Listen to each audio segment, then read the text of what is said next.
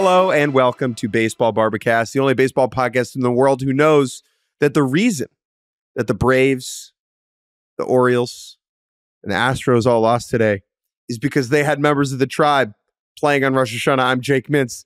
That's Jordan Shusterman, Max Fried, Alex Bregman, Dean Kremer, and the Mets all lost today. What's Jewier than that, baby? Hey, more time for apples and honey for them tomorrow as 3-team seasons have come to a close on the opening evening of the Jewish New Year. Yes, we will be recapping 3 wildcard series, which have completed. We will save our division series preview for tomorrow night. We are recording this very, very, very late on Wednesday evening after the Padres finished dispatching of the Atlanta Braves, and after a day in which the Baltimore Orioles rolled over and the Houston Astros are not going to the American League Championship Series. Maybe that should be the headline. But we have a lot to get to, Jake, and it is very late. So where would you like to begin? We're first of all, this is just a great time of year. I'm having a good time. Are you having a good time? It's the best, man. It's the best. Not complicated. These games are great. 4 postseason games in one day is wonderful. Now let's before we get into these, we're going to start with the American League Series, and then we'll do Padres Braves, and then we'll get to Mets-Brewers. Again, if you're listening to this on Thursday and you're antsy for this game 3, we're going to get to Mets-Brewers at the very end. So we're going to recap first, and we'll get to Mets-Brewers at the end. So if you're focused on the Mets, you can skip ahead. But let's talk about the Orioles, Jake. Should we do Orioles first because that's where you were, or how do you want to start this? Sure, let's do the Orioles first. Okay.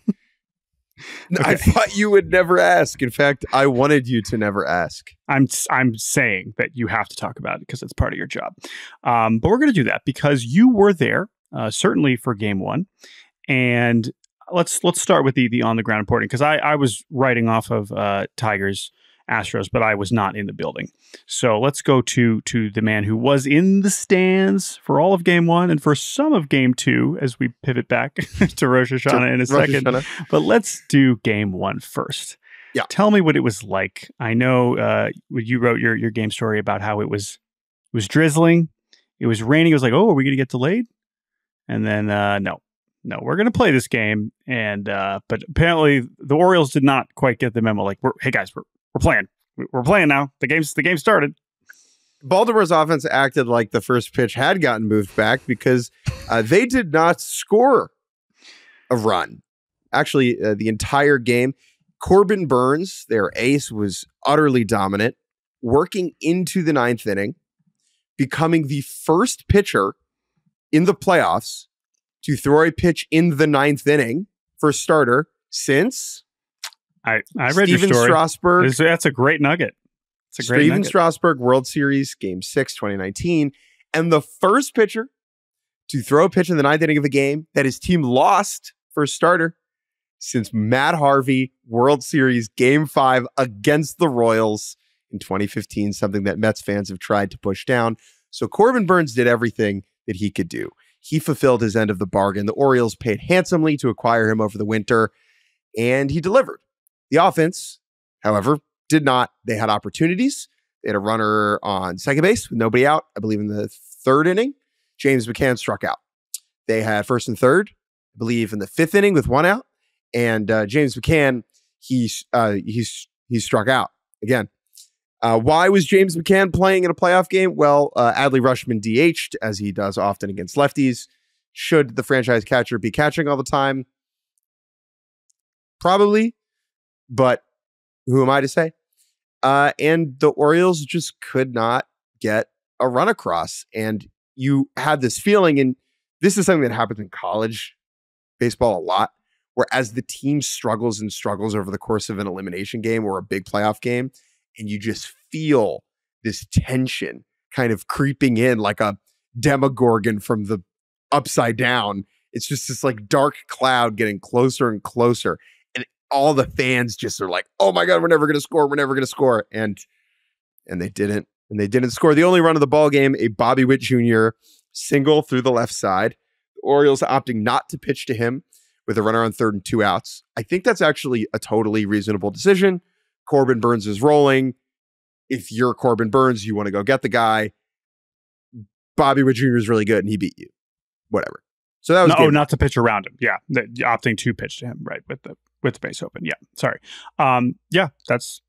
I mean, and again, we'll spin it back to Bobby Witt here in Game 2, but that feeling that you were describing of it's impossible to score, that is a painful feeling, but sometimes that happens in games where you are down by multiple runs and it's like, it's impossible.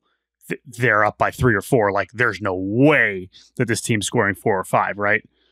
But that's what made this all the more painful, because it's not like Kansas City was bursting out ahead and you were looking at this giant gap. You just had this feeling of they just need that one swing, and it didn't come. It did come in Game 2 momentarily.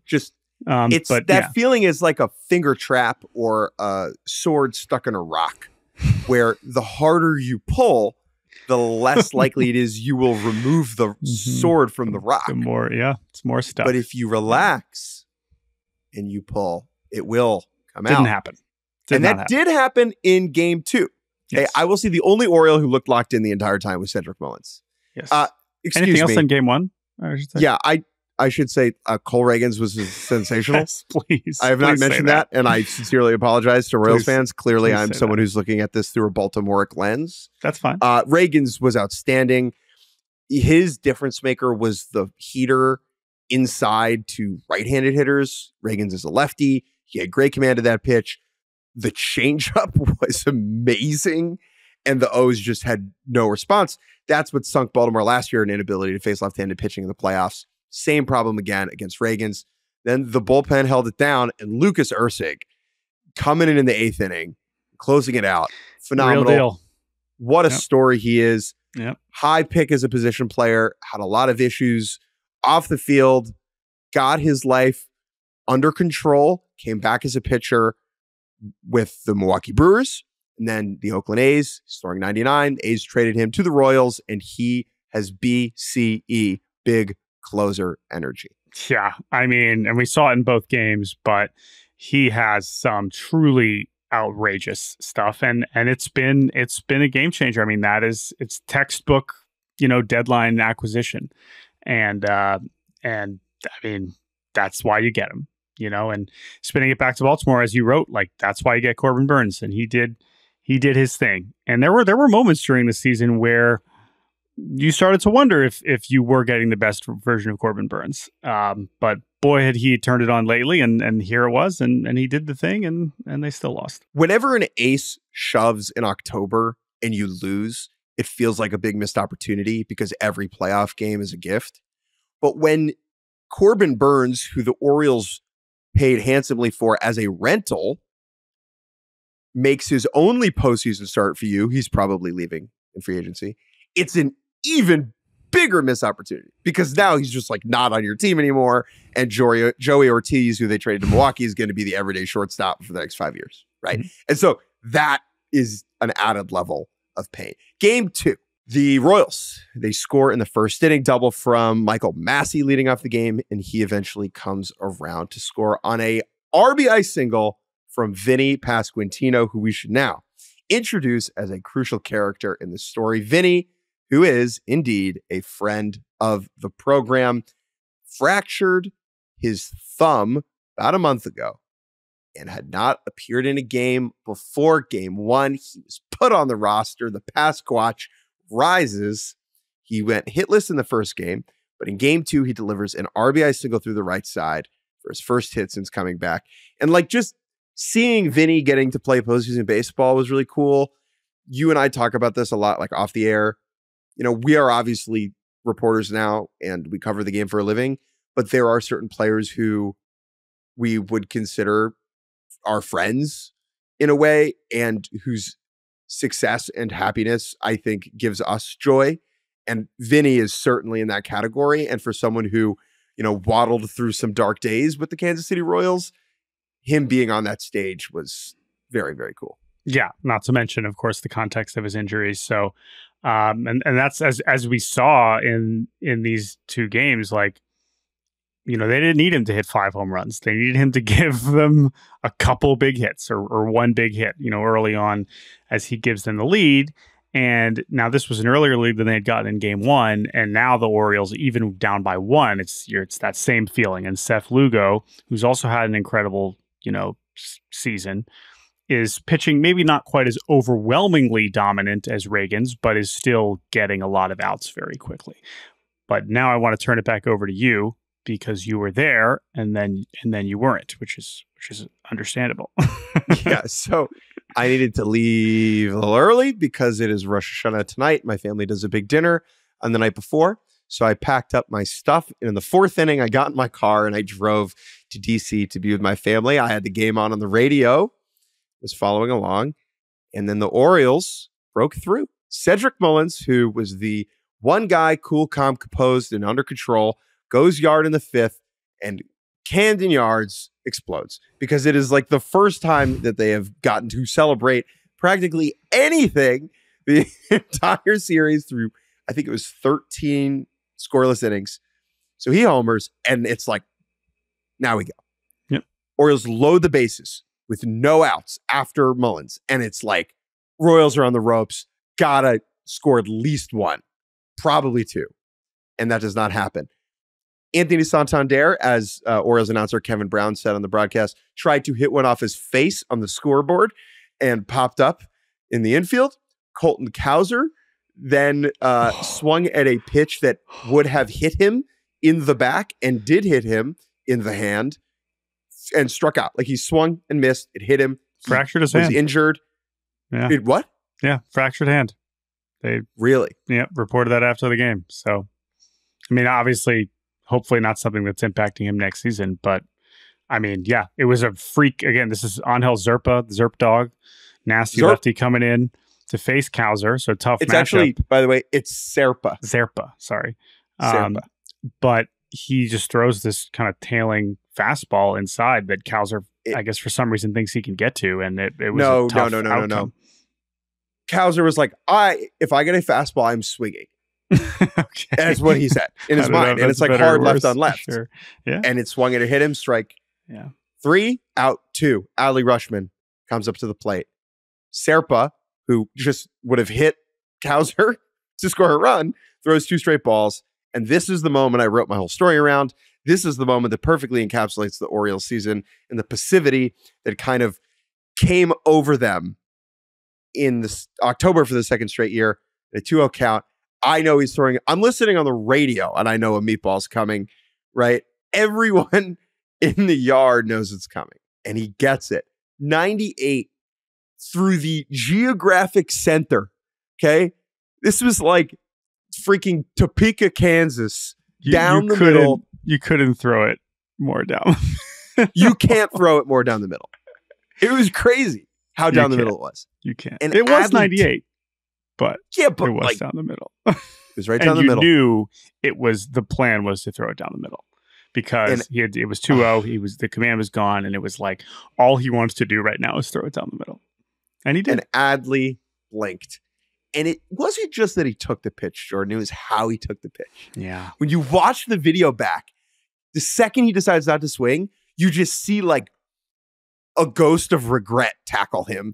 And he's like standing in the box for an abnormal amount of time, like looking around and kind of jittering and like realizing what the moment was. Overwhelmed him in that place, in that time. Does not make Adley a bad player or a bad person. But in this particular moment, the lights were a little bit too bright. He ends up getting out, grounding out to end the inning. Royals score in the next half to take the lead on a Bobby Witt infield single. And one thing that you hear about Bobby Witt when you talk to Royals people is that he does something special every day. That his game is so multifaceted that he can impact it in so many ways. And I know that sounds really cliche, but we see the example of that in this series. He does not really square up a baseball in either of these games. His RBI single in game 1 was hit, I think it was like 83, right? He did not have any extra base hits, but he was superb on defense, making some incredible throws like from the grass, and his speed, his wheels were a difference maker. He hits one up the middle with 2 outs and a runner on third. Jordan Westbrook diving play, tries to throw to first, and Witt just beats it out because, oh, what do you know? He's also, the fastest player in the league. Yeah. And that is, as we see in these games where the margins are very small and one run might be enough, that's everything. That is part of his superpower. And sure, it comes, and it's also an interesting one because Bobby Witt Jr. is not yet a great base stealer. I know that sounds weird, but like efficiency wise, he hasn't quite mastered the art of the stolen base yet. 72% success rate for the fastest player in baseball is not very good. It's well below league average. He gets caught a lot, but that doesn't mean the speed can't impact in other ways. And when you have a ground ball like this, and it was a tough play for Westberg, but it was still close enough. You know, Westberg, this is an amazing play from Westberg that most runners are out, but not Bobby Witt Jr. And the Royals took the lead, and then that same feeling ended up kind of sinking back in for Baltimore over the remaining innings. And that was so disappointing. Again, Royals fans, you won the series. I acknowledge that. But again, like this is how this is my perspective. Mullins like lifts the Orioles out of the lurch. He wakes everyone up. He rouses Baltimore from the slumber. And Santander, Cowser, and Rushman, your 3, 4, 5 hitters are up with 0 out, the bases loaded. They put everyone right back to sleep. Yeah. Right. And then from there, the O's don't get a runner in scoring position again. And it's the game. Royals score, that's the game. Right. Ursig, unbelievable again in the ninth inning. Yep. But this series went, I know I picked the Orioles, but I guess I previewed this series by saying I don't think the Royals can hit, and I expect the Orioles to. Mm-hmm. I picked the Orioles too. I thought they'd heat up. I was right. Even more wrong. The Royals did not hit in this series. Not really at all. The one thing I think I underrated was the bullpen. They executed their pitches. Like the Orioles helped them, and I think they let the moment get to them, the Orioles, a little bit. But like Kansas City's arms did not make too many mistakes throughout. No. And that's a huge reason why they're here, right? It is the pitching that has gotten them here, despite baseball's worst offense in September, that might still be struggling, and going to be a little bit harder to get away with that against the Yankees. But that is a conversation for another day. Any final Orioles thoughts before we move on to Astros Tigers? 10 straight postseason losses now, dating back to the 2014 ALCS. Something has to be different now. You can look overwhelmed by the lights in an October with a young roster and say, we will learn from this, we will change, we will adapt, and try again. And the Orioles did that, and I think that's reasonable. However, fool me once, shame on you. Fool me twice, shame on me. I think it maybe has a little bit to do with the way that they teach hitting, where I think a lot of teams are teaching, like, maybe I'm generalizing a bit. The Orioles like to teach hitting of almost pitch selection and to the point, but not there quite as of passiveness, where it's like, don't swing, swing, right? And it's easier to teach back from that. And that's why Gunnar Henderson and Adley and these guys are good in a lot of ways, is because they hit the right pitches when they're going well. But when you get into October, especially over larger samples. And I think that is a strategy that works, clearly. I mean, they've developed a lot of really good hitters in a really short amount of time. But now we have a situation where, for whatever reason, it hasn't worked in 2 straight Octobers, and they got to mix up the equation here a little bit, because you can't just keep running it back with the exact same group. Again, the core is really young. The core is really good. I don't think they will let go of skipper Brandon Hyde. I think also totally reasonable, right? Mm-hmm. But the expectations are higher now for the Orioles. Yeah. This is no longer a fun story. The glean of being promising is no more. Definitely. The window is open firmly, and it is time for them to do it. And I am very curious to see how they spend in free agency this offseason with the new ownership group at the helm. So that is the Orioles. Good luck to the Birds this winter. Orioles again. Dude, We will talk about you a lot more in the coming days. I was impressed with a lot of things with the Royals, particularly on pitching and defense. Melendez made a great play. Oh, sorry. One last thing I should mention. I don't want this to sound salty, but like Jordan Westberg in game 1, ball to left field to the big wall. That's out in 28 stadiums. Ramon Arias today, ball that's out in 27. And like, no sympathy. It's the Orioles' own dumb fault for building a stupid, big, tall wall. If anything, it's just funny. It's hilarious. It's a very, very goofy turn of events when that wall is not helping you when you need it the most. It was built for Asher Wojciechowski, and he's not here anymore. No, he's not. All right. So the Royals move on. Let's send it to Houston. This was something to behold. The Detroit Tigers and AJ Hinch going down to Minute Maid Park and seeing if this magical end of the season can continue against an Astros team that had course corrected after a catastrophic April. They won the division, but they didn't get that first round bye. They didn't get that week off where they could reset, get healthy, which is very important for them, especially with Jordan hobbled. And they had to face Tarik Skubal immediately. And while everything else on paper would suggest that this was something of a lopsided matchup, even recognizing the Tigers' bullpen numbers, everything said Houston. They had 500 more games of postseason experience, and it's the Astros in October. All right, as we said for our preview, are they really going to lose in the first round? Really?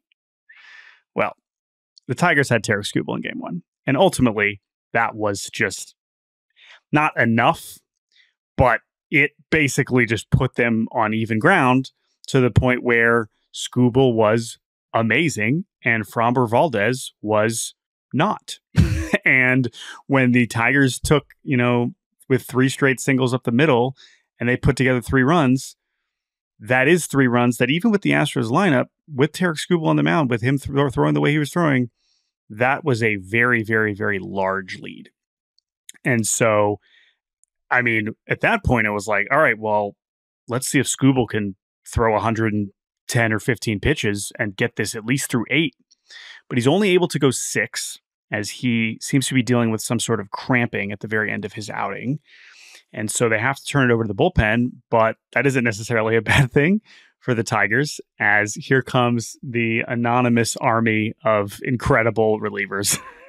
First, we have the interchangeable Caucasians who all throw 96. Oh my gosh. Will Vest, who, I mean, this guy was a Rule 5 pick by the Mariners. He made his debut with the Mariners. The Tigers did not protect him. They're like, yeah, you can have Will Vest for a season. Eventually, the Mariners returned him because they're like, whatever. A couple years later, Will Vest, with the outing of his life, just, throwing harder than ever, just nasty changeups. He was incredible. He gets 4 strikeouts of his 5 outs. Tyler Holton comes in, gets to Kyle Tucker. And then we get to Jason Foley in the 9th. And it's like, all right, what you got, Astros? You really going to go out sad like this? You're not going to do something? And they made it interesting. But not quite interesting enough. As the bat, or I should say, as the game lands on Jason Hayward, of all people. And by this point, they take Foley out. In comes Bo Brisky, and to face Jason Hayward, who started this year on the Los Angeles Dodgers, ended up on the Astros after struggling quite a bit. Well, and this inning begins with Jordan, who can barely move. Can't walk. Like, truly can't move. Could not move. Rocket to left field for a leadoff double, his second hit of the game. Bregman single, Yainer Diaz single, makes it 3-1. And then we get this bunt. Pena bunts the runners to second and third. Amazing play by Jake Rogers to get this first out. But then here comes Brisky. Caratini lines out. Chas McCormick walks. Brisky's throwing as hard as he had in his entire life. He's touching 100. We've never seen this from Bo Brisky. Bo Brisky. And then Jason Hayward puts together a pretty decent at-bat and rips one.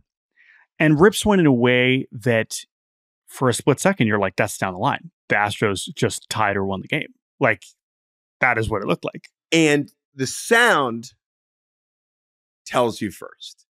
You don't actually see Spencer Torkelson catch the line drive because it was faster than the camera. But you hear the crowd go, ah, oh. And that can only mean one thing. Game over. See ya.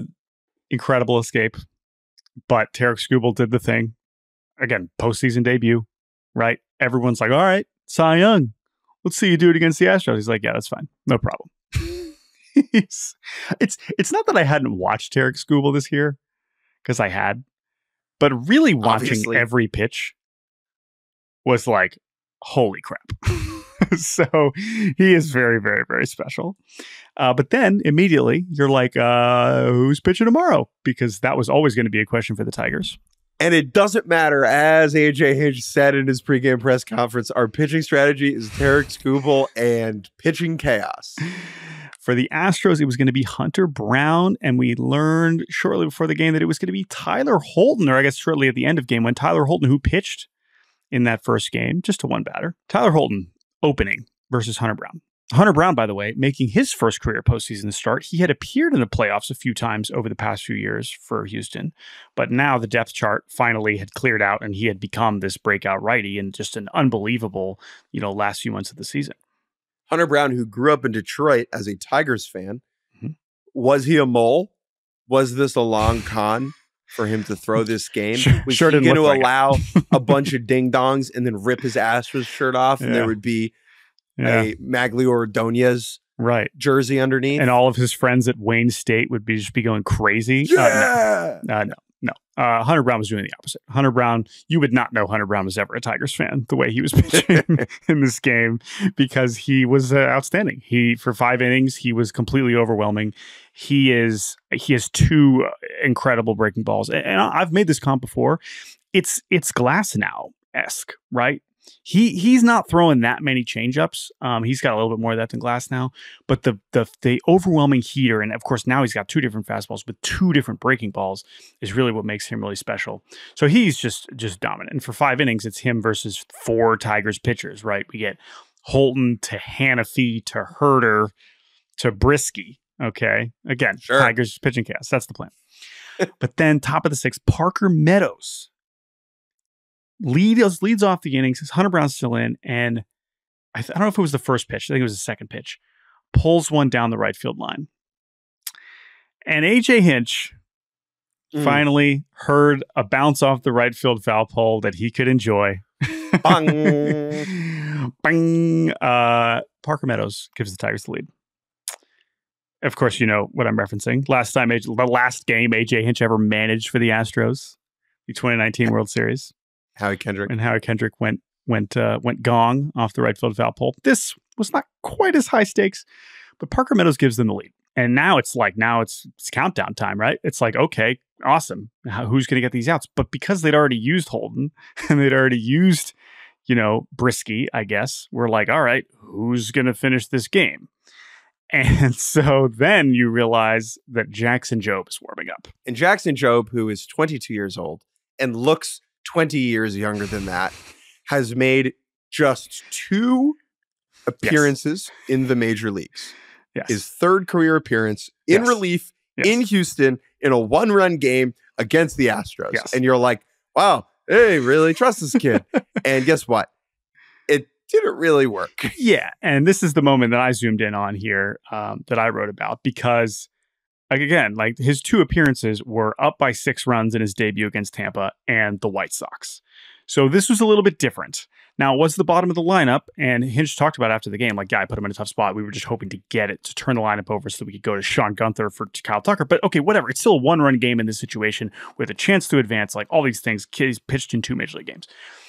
Jackson Jobe was not bad, but things unraveled very quickly. He hits Caratini. We get a single after that, and then a perfect bunt from Dubon. Just beautiful. And now it's just you blink and the space is loaded and nobody's out. And here comes John Singleton. And at this point, it's no one's ready. Once they go to Singleton, maybe you could have panicked and brought in Gunther there. But no, it's okay, Jackson, do your best, buddy. And Singleton lines one to Spencer Torkelson, who makes a diving play, tries to throw home to get the force, and Jake Rogers just drops it. I mean, it was a tough throw. It was a tough throw, but like Jake Rogers, an unbelievable defender. Like you would expect him to make that play, and instead the game's tied. Next batter is Jose Altuve, and now it's bases loaded, and it's Jose Altuve, and there's nobody out, and Jackson Jobe's still on the mound, and you're just like, like, how did we get here? Like, what is going on? Is this how it's going to fall apart? But he lost one to right field, and Vierling comes in, and Pena, just an unbelievably aggressive send here to try to score on the sac fly, and he does. He gets in safely. Astros take the lead 2-1, and then you're like, all right, well, that. And again, it felt like it could have gone a lot worse because of the situation that had just been, but it was still kind of like, damn, like, was that, did we just give the Astros life? And now here comes Ryan Pressly and Josh Hader, which on paper is like exactly what you want. Ryan Pressly, 20 consecutive postseason appearances without allowing an earned run.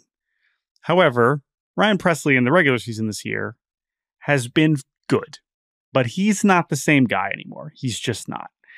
And the Tigers were just unfazed and very quickly respond. They end up loading the bases. And I mean, here comes Hader to try and, stop the bleeding. This is why you pay him the big bucks. This is why you pay the closer, right? So that you can bring him in this situation. And instead, he walks Spencer Torkelson on 4 pitches. And then Andy Ibanez pinch hits. One of the, the buttons that Hinch can press on the offensive side is Andy Ibanez to pinch hit against a lefty.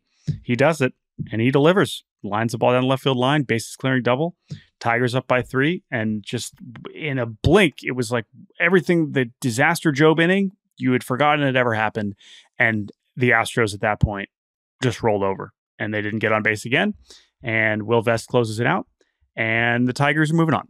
It was an incredible, incredible sequence. That image of Hader, where he's walking back to the mound after allowing the double, and 3 Tigers are in the background, their arms around each other, jumping up and down like children who just... I have no analogy because I'm tired. It's because it's after midnight. It was amazing. Yeah. It was amazing. It was truly an amazing thing. And so Houston's ALCS streak is over. 7 consecutive years. And look, Houston's ALDS streak is over. It's funny. I want to say this. Yeah. The Astros are many things. Yes. They have been a great villain for our game. They have. At times deserved, at times undeserved.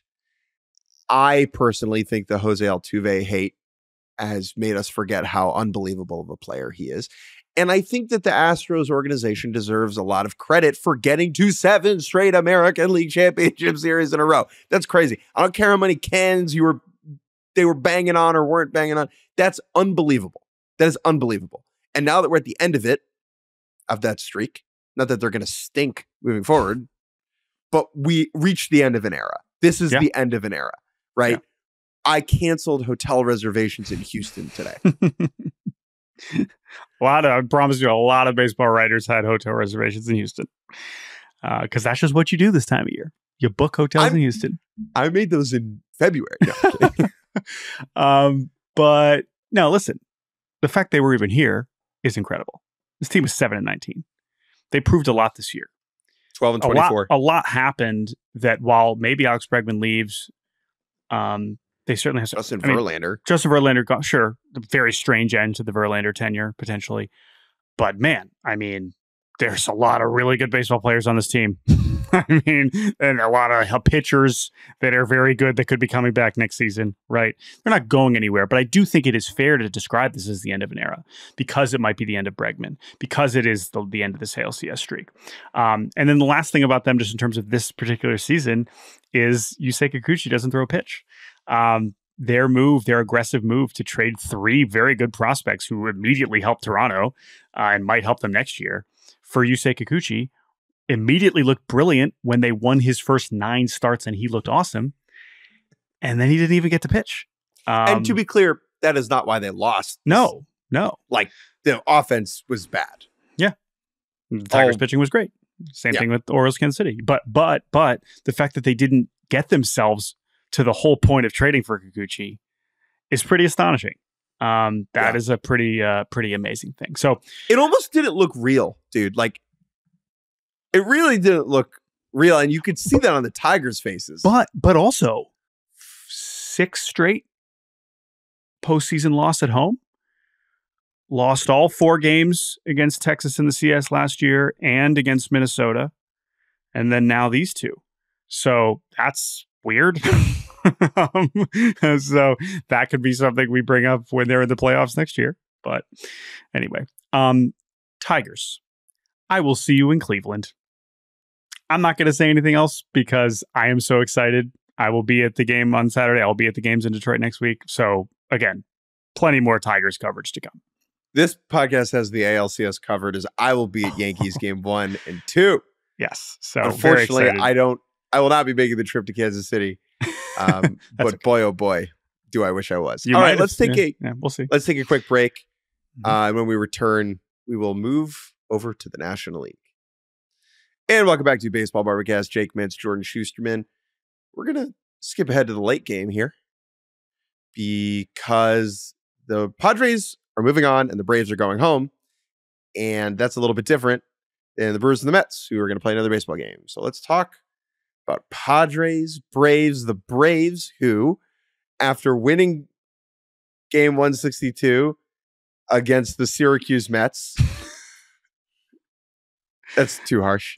I mean, against is it though? I mean, where was Joey Lucchese all year? In Syracuse. After winning game 162 against a man who owns an apartment in Syracuse, New York. That's also not nice. After move winning past 162. The Braves beat the Mets, who were not really trying. And what did they get for that? They got to play the next day on the other side of the country, which proved to be a lot harder than playing halfway across the country. As we'll get to the Mets and Brewers a little bit later. I would like to say something. Oh, and just very quickly, Chris Sale, not on the playoff roster. No. Huge deal for game 1 because the Braves had to start AJ Smith-Shawver, who started twice for that. Here's a quick thing that I'm realizing is here's a good way to put, reference how ridiculous it is that AJ Smith-Shawver had to start this game. Younger than Jackson Jobe. AJ Smith-Shawver 1 game. Still 21 and younger than Jackson Jobe, and he had to start this game, let alone come in and get some outs. AJ Smith-Shawver, who is a sophomore on the same high school baseball team as Bobby Witt Jr. when Bobby was a senior. Mm-hmm. AJ came in to a tough spot because Chris Sale was not there. I'd like to pause now. I want to talk about playoff crowds. And it is easy to go to a playoff game and be like, that's a loud crowd. Check out how loud the crowd. Most playoff games are a loud crowd. And the reason that we think it this way is because most baseball games are not loud crowd. And that is because the experience of going to a baseball game during the regular season it's a different sport. It's a different thing to do. You are watching every pitch in October. Everyone is cheering. It's great. It's the best. And so when certain crowds are particularly loud and rise beyond the expected atmosphere that we have, I think it is worth noting. And what we have seen in San Diego over the past 2 days was legitimately special. Just the energy of that place seemed infectious and raucous. And did you have FOMO, Mr. No FOMO? Well, I would just say that this has been a crowd that has separated itself in the regular season. This is one of the rare atmospheres that in the big games that we've seen them have this year, it has felt, October-esque. So once we finally got here, and I think that once again on paper, everything was leaning San Diego. And as soon as Tatis hits the ball to the moon as the second batter of the game, it was, we talked about earlier, it's like, the relief for Baltimore. it wasn't relief. There was no concern. It was just like, yeah, of course, this is what we're going to do here. Now Which we was go. awesome. It was incredible. Let's chat about Fernando, because in our minds, he was on the 2022 San Diego Padres team. He was not. The run that they made when they beat the Dodgers, first the Mets, then the Dodgers, and then played the Phillies in the CS. Fernando was on, he was in the naughty corner, as they used to say on, I think, Super Nanny. You know, he did the peds. He 80 game no. Sit over there and think about what you've done. And I have to say, Fernando, to his credit, appears to have sat over there and thought quite a bit about what he has done. Because all indications are that this is something of a matured individual. And to see him have that moment, his first playoff game, his first playoff at bat in front of fans, because he played in the 2020 playoffs and was amazing in those. Yeah, I guess he had, right, it was an empty Petco Park in the earlier rounds. I guess he had some fans in Texas, but still very different. Wow. And then I've been saying this since he came back, that just like him, for how long they had missed him in this regular season, this is a massive deal for him to be on this team again.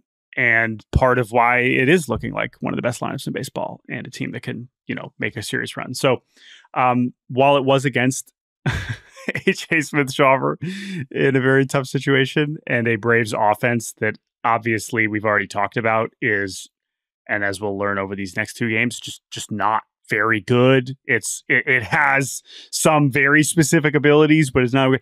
In the scenario, that game went exactly as expected, with one very important other game one note. Well, we need to introduce a character to our story. Yeah. And that character is the spiciest thing to ever come out of Rhode Island. Yes. The smallest state in the nation seems to have produced the man with the biggest stones. And that is Michael freaking King. Crown him. Jordan Shusterman. We did not even say that he was going to start game one. No, I did. We were like, I did. And I did. Oh, you did? I did. It's okay. I did mention, because we had just gotten it right before we recorded, and that's but it was like not. In fact, I said it. That's the thing. I said it in the context of, it's not Dylan Cease. Oh, Michael King. But Jordan, it's such a badass move, because now you have Cease game one against of course, the Dodgers. and that's part of the calculus, right? And we'll talk about what happened again in a second. Dude. He was so good. This was but again, saucy and spicy, and like he had this aura about him where he was moving on the mound like he just knew he was going to strike everybody out. King, who was acquired in the Yankees deal for Juan Soto, trading away Juan Soto is never good. But the San Diego Padres picked themselves a winner. King was dominant.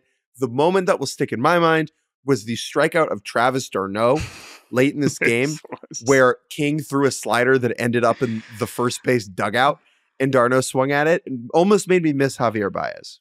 It was Baez-esque. Brent Rooker had a great thread about this exact swing, talking about why and how this happens to major league hitters.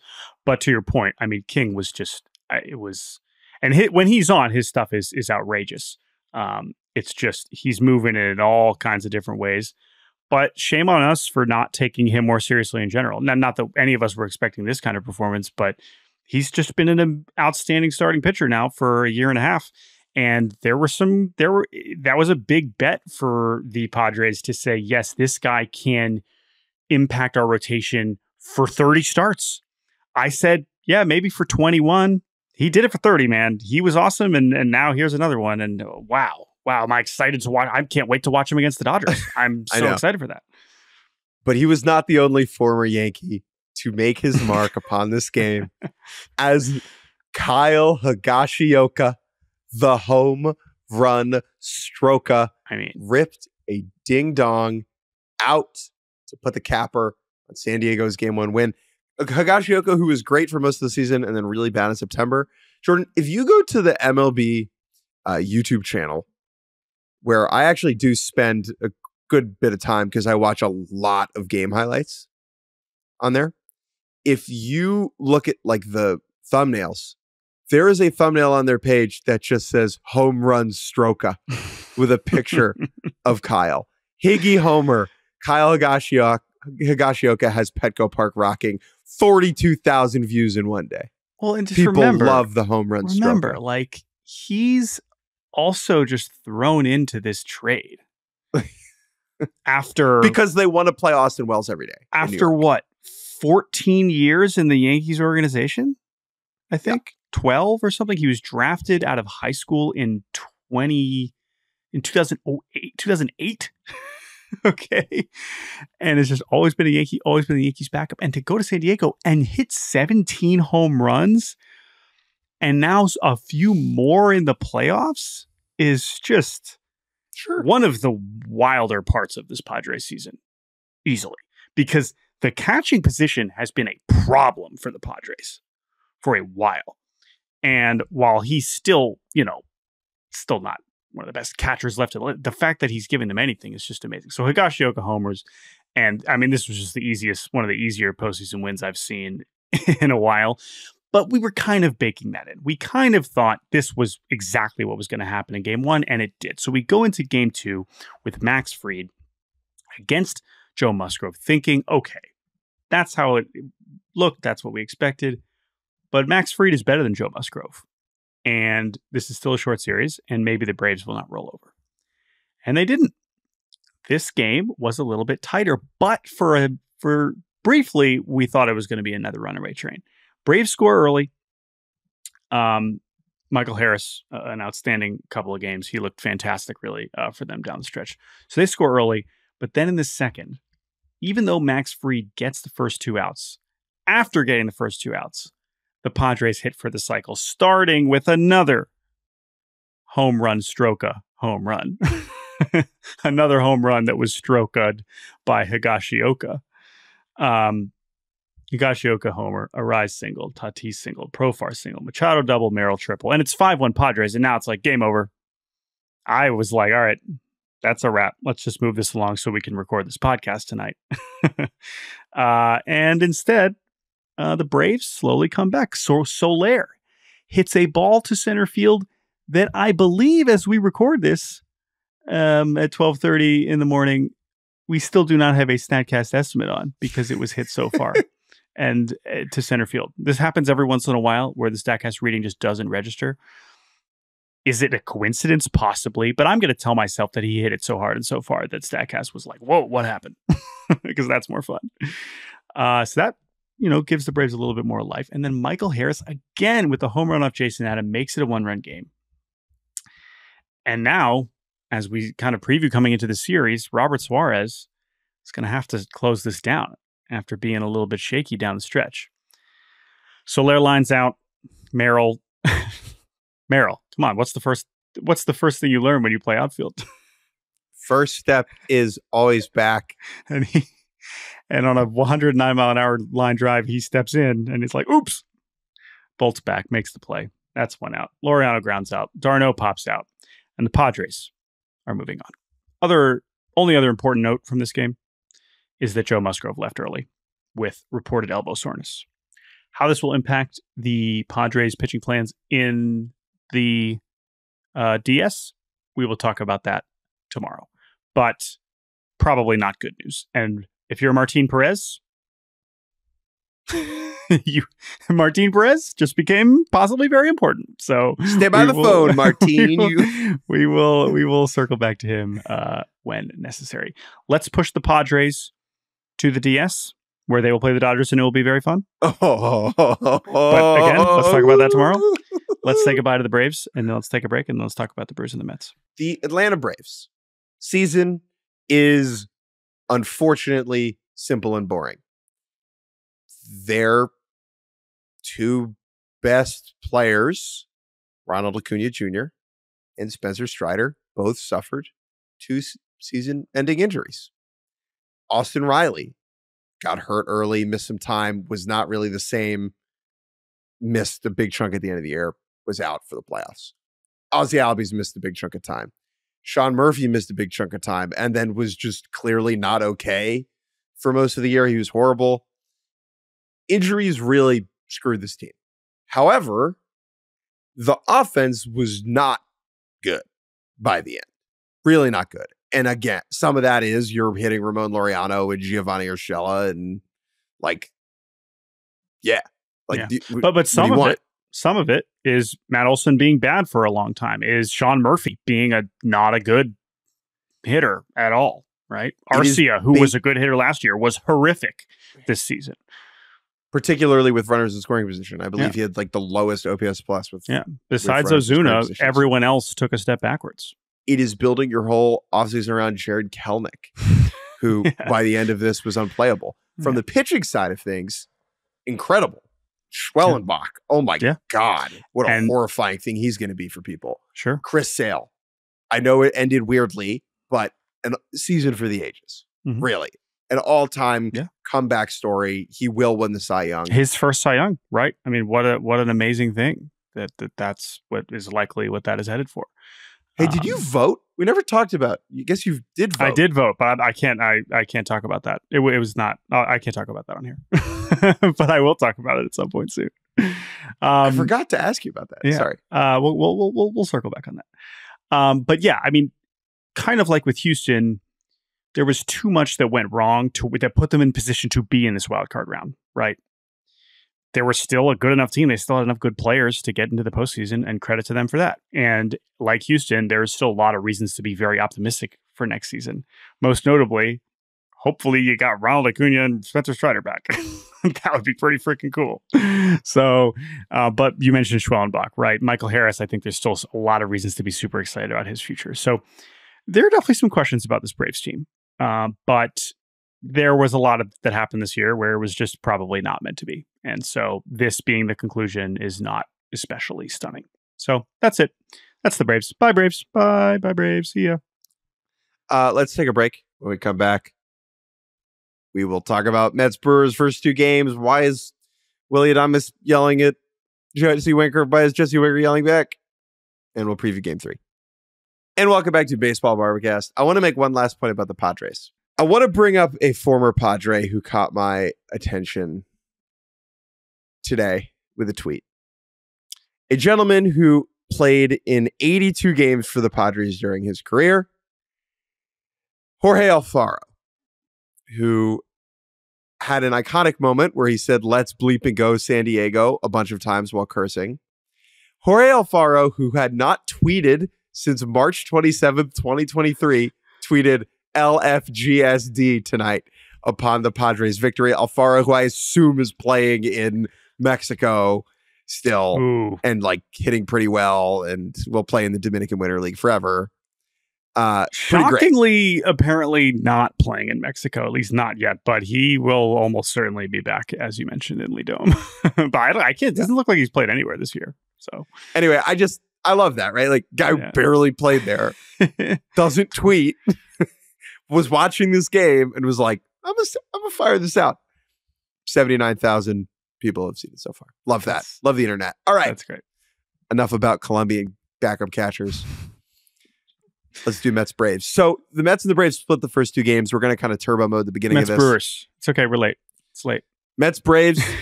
Mets-Braves is over. Both teams. Very over. Both teams were trying to win these two baseball games. Mets-Brewers.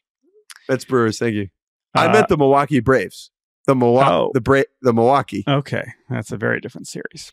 So we'll go a little bit quicker on this one. I mean, listen, we got a third game coming up. So we don't have as big picture takeaways about these two teams. But again, Mets roll in game one, and you may be worried that they're going to have some of the same issues as the Braves, except they were feeling way better after Monday than Atlanta was. And so the fact that they went in there in game one, and even though Luis Severino didn't look awesome, the Mets responded very quickly. The Brewers take out Freddie Peralta very quickly. 68 pitches through 4.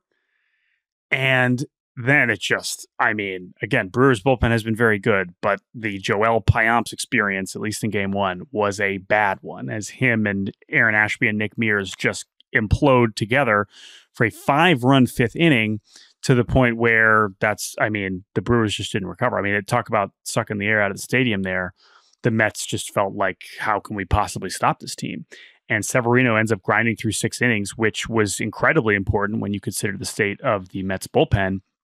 and they had a large enough lead where they were able to hang on to things.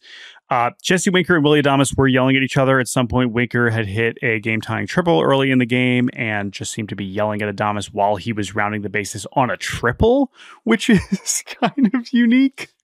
Okay, so Winker is a one-of-a-kind character and clearly an oddball who, if he's going well and is on your team and you're winning games, is great. And if you're not doing either of those things, is maybe grades on people a little bit. Yeah. And I like him. Yeah. Yeah. I can't speak to exactly what his reputation was when he hit 199 for the Brewers in 61 games last year, but maybe it wasn't great. But either way, he was yelling at Adames. Adames was yelling back. Nothing really came of it other than you could see Adames seemingly mouthing, we'll settle it in the parking lot. Which I know that's like, let's fight in the parking lot. But in my mind, I'm thinking about Fast and Furious before the series got too big. Yeah. When it was really just all about let's race in the parking lot. That's true. Humble beginnings for that series. But anyway, then the Mets were just like, all right, you can't stop us. Pour it on. And for the Brewers, after what happened last year, it was like, God damn, like, this is a tough look. Savali ends up just kind of throwing a bunch of mop-up work, and Buto and Stanek close it out. And now we're just thinking, okay, Brewers, really? This is how you're going to go out? Like, you have this amazing season, you have this top 3 run differential, and no. Because Jackson Chourio had other plans in Game 2, Jake Mintz. As the Mets score early, but Jackson Chourio, the 20-year-old, this dude was born in 2004. But you wouldn't know it if you watched him play baseball, as he immediately responded with a game-tying homer in the bottom of the first. The Mets go up again in the second. Montas, not great. The Brewers make it a 1-run game after 5. Here comes Trevor McGill. He's throwing 101 miles an hour. He looks great. Payamps comes back in. He loads the bases. Now we think the Mets are going to blow it open again. He walks Lindor intentionally to load the bases with second and third.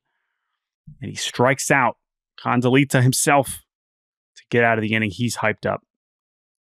7th inning, very important moment here, as Gary Sanchez gets a single and Garrett Mitchell pinch runs for him and immediately gets caught stealing. That's one of the worst sequences you can have, let alone in a postseason game, right? The pinch run, caught stealing, wombo combo is just the worst. We hate that.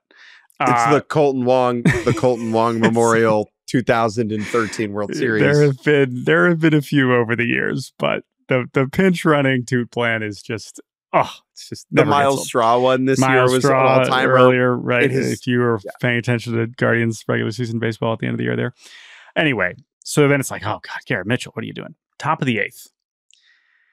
It's now at this point, Reed Garrett and Ryan Stanek have already thrown, and the top of the order is up. This is a tie game at this point.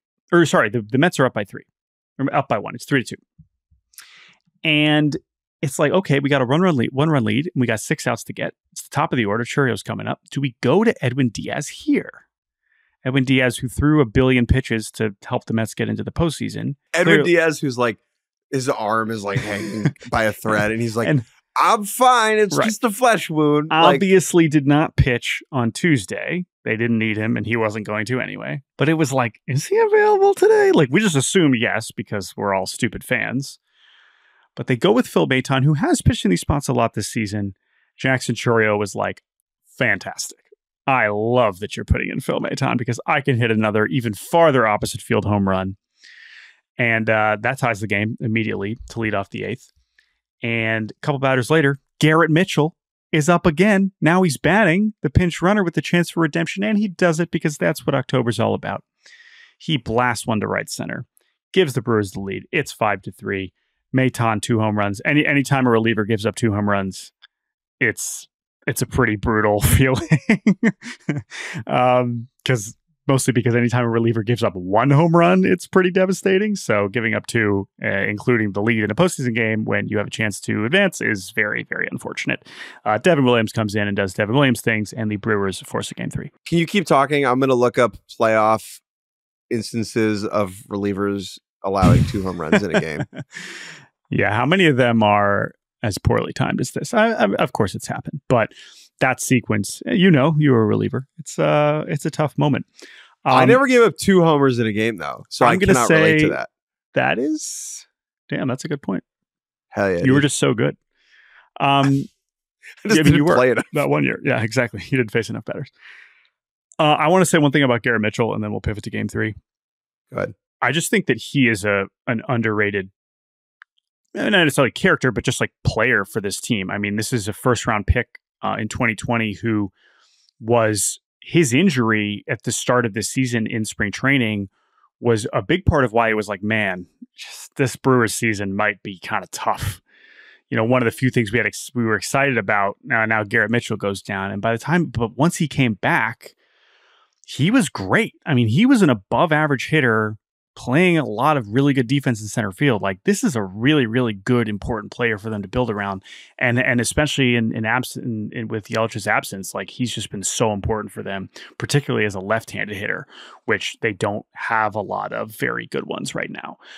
So I just thought again, the sequence was pretty interesting, but I just think Garrett Mitchell, as we move forward, maybe they get eliminated on Thursday. I know this matters, but he is a very interesting player for me.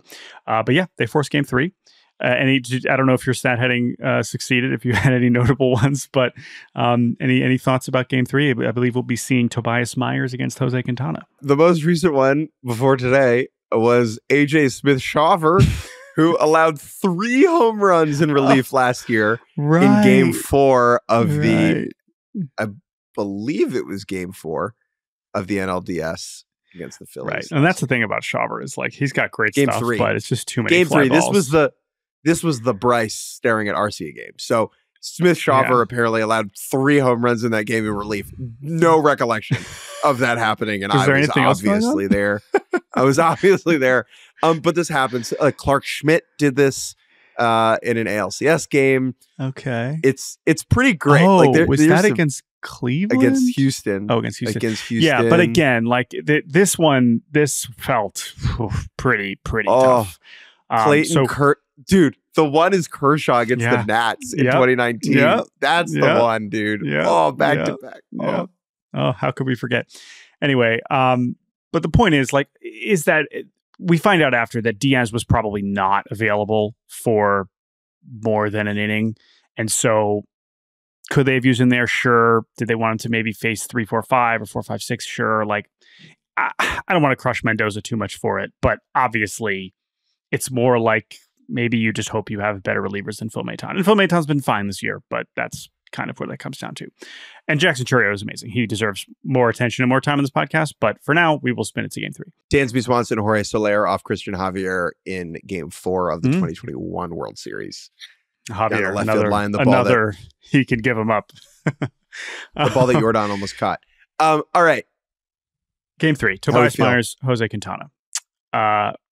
Sorry, can I just say that sentence again? Let's just rewind to the start of the season. Let's just go back to March. All right, Jake. Game 3, elimination game, wildcard series, Mets-Brewers, Jose Quintana against Tobias Myers. Do you know what sounds impossible, but it's true? Jose Quintana was the opening day starter. I understand. You know what sounds impossible? Jose Quintana never played for the Brewers. Feels like he must have at some point. That's wrong. He never played for the Brewers. No, he was definitely. Come on. He wasn't? Nope. There's still time. He smells like a Brewer next year. Oh, yeah. I mean, 1 year, $7 million. Thanks for coming. He will be, I guess Tobias Myers will still be there, but him and Tobias Myers will be teammates next year. I don't know. This is a weird matchup. I guess, like,